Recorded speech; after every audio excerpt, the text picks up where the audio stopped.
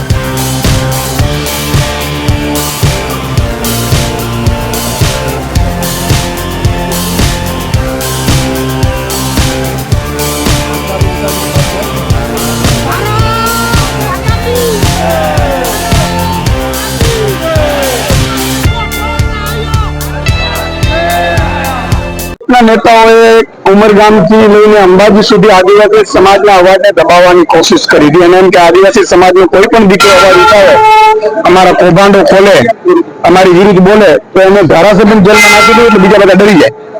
એને ખબર નથી આદિવાસી સમાજ છે, અંગ્રેજોને ભગાડ્યું છે, તમારી શું હેસિયત છે। 2500 કરોડ રૂપિયાનો કૌભાંડ ચૈતરભાઈ વસાવા જે બહાર લાવ્યા અને એક પછી ભાજપના નેતાઓને મંત્રીથી લઈને ભાજપના નેતાઓના કૌભાંડો ખોલવા માંડ્યા એટલે એમણે ષડયંત્ર રચ્યું, ખોટી ફરિયાદ કરી અને ફરિયાદ કરીને ચૈતરભાઈને જેલમાં નાખવાનું ષડયંત્ર કર્યું। પરંતુ આજે નામદાર હાઈકોર્ટે જયારે જામીન ઉપર મુક્ત કર્યા છે, એક ખુશીની લહેર છે સમગ્ર આદિવાસી સમાજમાં, પણ આદિવાસી સમાજનો એક રોષ પણ છે ભાજપને લઈ।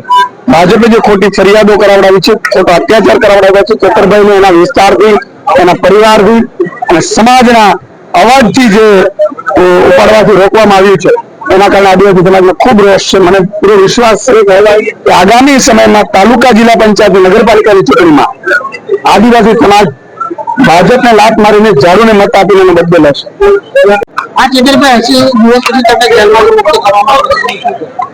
તમે જોયું હશે કે આ વિસ્તારમાં અનેકો યોજના આવે છે, તે જ પ્રકારની એક યોજના એક્ટિવિટી યોજના હોય છે અને ગ્રાન્ટ આવે છે તાલુકા પ્રમાણે।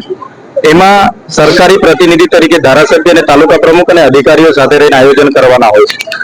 આ વખતના આયોજનમાં આ લોકોએ બજારના કેટલાક કોન્ટ્રાક્ટરો અને વેપારીઓને એમાં સમાવેશ કરવામાં આવ્યો, જેને લઈને અમારે બોલવાનું થયું અને બોલાચાલી થયા બાદ ઝપાઝપી થઈ। એવી સામાન્ય બાબતમાં અમે અરજી પણ આપી પોલીસ સ્ટેશને 12:30 વાગે, છતાં એક ધારાસભ્યની અરજીને ગ્રાહ્ય ન રાખીને 2 વાગે મને એરેસ્ટ કરવામાં આવ્યા અને એ જ દિવસે રાતે 7 વાગે મારા પર FIR કરવામાં આવી।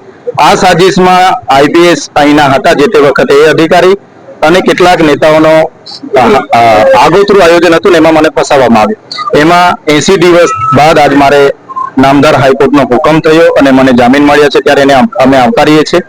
અને જે પ્રકારે એક વિપક્ષના ધારાસભ્યને દબાવવાની વાત છે, અવાજ દબાવી દઈને એને યેન કેન પ્રકારે હેરાન કરવાની વાત છે, ત્યારે આ માત્ર ચૈતર વસાવાનો અવાજ નથી, આ ગુજરાતની જનતાનો અવાજ છે। અમારા લોકોએ મત આપીને અમને ચૂંટેલા છે, ત્યારે એમનો અવાજ ક્યારે દબાશે નહીં અને આવનારા દિવસોમાં પણ જ્યાં પણ જનતાની સાથે અન્યાય થશે તો અમે અમારી ટીમ સાથે ત્યાં ઉતરીશું। આ દરમિયાન મને અને મારા પરિવારને સહકાર આપનાર અમારા રાષ્ટ્રીય અધ્યક્ષ અરવિંદ કેજરીવાલજી, આમ આદમી પાર્ટીની તમામ ટીમ, પ્રદેશ પ્રમુખ ઈસુદાનજી અને સાથે સાથે સમાજના ધાર્મિક સંપ્રદાયના તમામ આગેવાનોએ અમારી સાથે ઉભા રહીને અમને સહકાર આપ્યો છે। એવા તમામ લોકો, વકીલો, પોલીસો જે પણ હશે એમનો હું આભાર માનું છું। આજે અમે અહીંયા મંદિરે આવ્યા છે, હું પ્રકૃતિને પ્રાર્થના કરું છું કે અહીંના લોકોએ જે મારા પર ભરોસો મૂક્યો છે એ ભરોસો અને વિશ્વાસ પર હું કાયમ ઉતરું, કામ કરું, એટલી મને શક્તિ આપે, એ જ પ્રાર્થના કરવા અમે અહીંયા આવ્યા છે। મહિલાનું અપમાન કર્યું છે એવું બી કહેવામાં આવે છે કે મહિલાઓને અપમાન કર્યું છે। બિલકુલ ખોટી વાત છે। તાલુકા પંચાયત સાગબારા જે બેન છે ચંપાબેન, કેલ ગામે એના ઘરે હું પોતે ગયો છું, એક બેનના ઘરે જઈને ચા પાણી કરીને હું આવ્યો છું, ત્યારે એ બેને તાલુકા પંચાયતના પ્રમુખ તરીકેના બંધારણીય હોદ્દા પર બેસીને જે ખોટું બોલ્યા છે એ મને બિલકુલ વ્યાજબી નથી. હું ધારાસભ્ય છું, હું કેમ છું, અમારે બોલાચાલી થયેલી, અમારે એકબીજાના ઝપાઝપી થઈ છે, હું કેમ છું, પણ એમાં કઈ 307 ના લાગે. અને બેનની જે વાત છે બિલકુલ વાહિયાત વાત છે કે બેનને શું કરવા હું ગાળ બોલું ભાઈ, એ પ્રશ્ન જ ઉપસ્થિત નથી. બીજું કે સીસીટીવી કેમેરા ચાલુ હતા તેની ફૂટેજ ક્યાં છે એ રજૂ કરો ને તો પાણીનું પાણી અને દૂધનું દૂધ થઈ જશે, પણ એ સરકાર રજૂ કરતી નથી.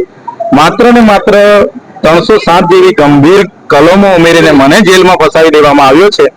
મને ન્યાય પ્રણાલિકા ઉપર પૂરો ભરોસો છે, આવનારા દિવસોમાં મારી સાથે ન્યાય થશે. સર, એવું અનુમાનમાં આવ્યું છે કે